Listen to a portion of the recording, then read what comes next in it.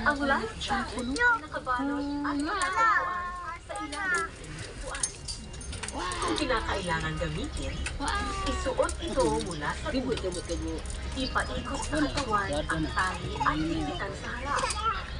Para sa karagdagang seguridad, itali din ang strap na nasa bandang liit. A whistle and a small light are attached on the left side of your life jacket. You can use the whistle to call attention, while the light will help in making you visible, especially at night. It has a luminous intensity equivalent to 1 candlelight.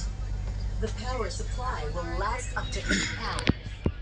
Pull the string connected to it, and once in contact with water, the light will automatically turn on.